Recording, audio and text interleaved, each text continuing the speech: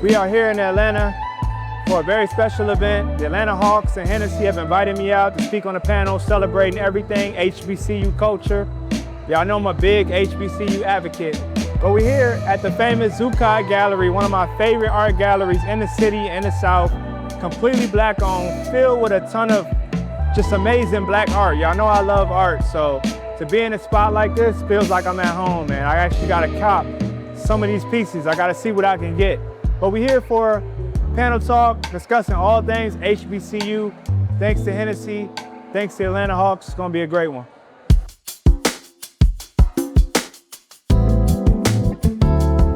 These are all narrative artists. So you look at the work that's around the room, every piece in here tells a story.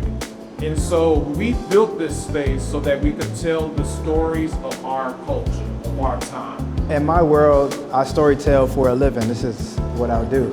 So I've been blessed to not only tell my individual story through my work, but also tell the story of others. So when I first made the decision to go to Morehouse, coming from PG County, Maryland, I was like breaking all the rules. One, you wasn't supposed to go away and leave family, but you also was not supposed to go to a HBCU. You were supposed to go to a PWI, the big schools where that's like what the world is, right? Like I remember having that argument with my parents. It's like, well, the world isn't just what your friends look like and what you look like. So I remember making that leap of faith at 18 years old and going against the grain and being so rewarded by the experience I had at Morehouse and how it completely changed my life and put me on another path. Like I came here to be a doctor and I ain't no doctor. So that just opened my perspective up to so many opportunities. When I was able to graduate and make a name for myself, it was very important that I represented another spirit and another side of what can come out of HBCUs, which is a creative side. Like you don't have to leave there and go corporate, you can do other things.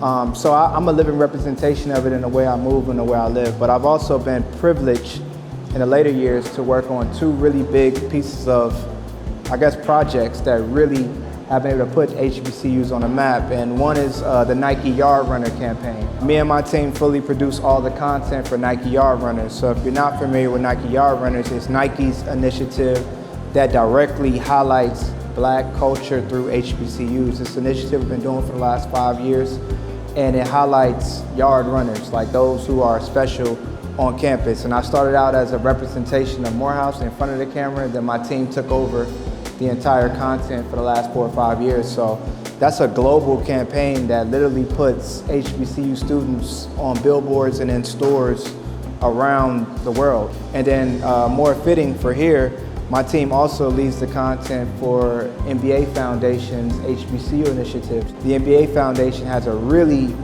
dope project where they actually provide internships with all the schools through HBCU students. And my team has been privileged enough to actually storytell what that is like and what that journey is for those students. So we get to work with the NBA commissioner, the other teams, and really storytell like this journey of the NBA, really give an opportunity for Morehouse students, FAMU students, Howard students, just to really be able to see what it's like to work in the NBA. So that's really special, and so I love that part of my life.